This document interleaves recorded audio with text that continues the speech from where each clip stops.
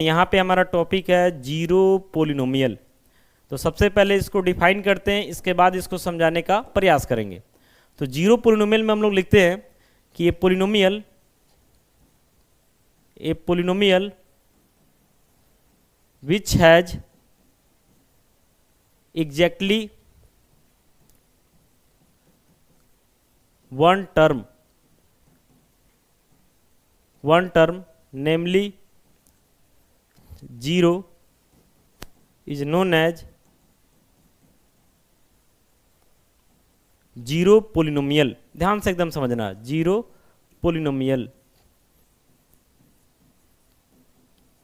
यहां पे क्या बोल रहा है कि एक ऐसा पोलिनोमियल जिसके पास नंबर ऑफ टर्म सिर्फ एक होना चाहिए, और उस टर्म के बारे में भी बता दिया कि वो टर्म क्या होना चाहिए, तो जीरो ही होना चाहिए। तब उस पोलिनोमियल को हम लोग क्या बोलते हैं, तो जीरो पोलिनोमियल बोलते हैं। यानी ऐसा समझ लीजिए कि जीरो पोलिनोमियल का मतलब जीरो ही हो गया, यानी जीरो के अलावा किसी और नंबर को लीजिएगा तो जीरो पोलिनोमियल नहीं होगा। अब इसमें देखिए एक टर्म है और वो टर्म भी कौन सा है, तो जीरो है। अब इस जीरो को हम चाहें तो आपको पता होगा कि पोलिनोमियल के केस में वेरिएबल का जो पावर होता है ये आपका नॉन निगेटिव इंटीजर होता है, यानी वैसा इंटीजर जो निगेटिव नहीं हो, मतलब पॉजिटिव हो सकता है, जीरो हो सकता है, यानी 0 1 2 3 4 5 यही सब पावर होता है वेरिएबल का, जिसको हम लोग होल नंबर भी बोल सकते हैं। तो ये जो जीरो दिख रहा है, इस जीरो को हम चाहें तो 0 इंटू एक्स का पावर 0, पावर होल नंबर ही होना चाहिए, लिख सकते हैं, क्योंकि पोलिनोमियल के डिफिनेशन के अनुसार power of variable non negative integer मतलब होल नंबर होता है। अब x का पावर 0 1 होता है, मल्टीप्लाई होगा फिर से 0 आ जाएगा, कोई फर्क पड़ने वाला नहीं है। फिर जीरो के केस में अगर हम 0 इंटू एक्स का पावर 1 भी करते हैं ना तो कोई दिक्कत नहीं होने वाला है, तब भी मल्टीप्लाई होकर तो 0 ही आ जाएगा। 0 इंटू एक्स का पावर 2 करते हैं तो भी कोई दिक्कत नहीं है, मल्टीप्लाई होकर तो इसको 0 ही आना है। 0 इंटू एक्स का पावर 10 कर देते हैं तो भी 0 आ जाएगा। 0 इंटू एक्स का पावर 1000 कर देते हैं तो भी 0 आ जाएगा। तो इस तरीका से जो है हमारे पास बहुत सारा पॉसिबिलिटी है, कोई सीमा नहीं है, समझ रहे ना। लेकिन वही जीरो के अलावा अगर बाकी किसी नंबर को ले लीजिए, किसी रियल नंबर को, जैसे मान लेते हैं हम 3 को ही लिख लिए, तो इसको हम सिर्फ 3 इंटू एक्स का पावर 0 लिख सकते हैं।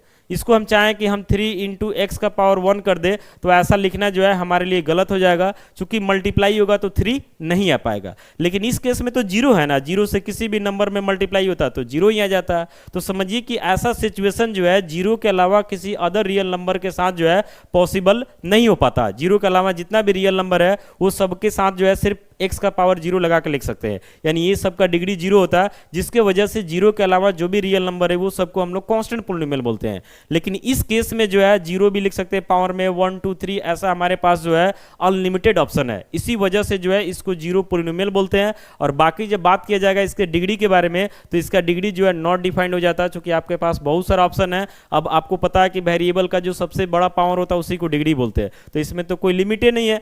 ऐसा थोड़ी कि सबसे बड़ा पावर 1000 ही है, उससे भी तो बड़ा भी ले सकते हैं, तो कोई सीमा नहीं है। इसी वजह से नोट के तौर पे हम लोग बोलते हैं कि the degree of A zero polynomial is not defined.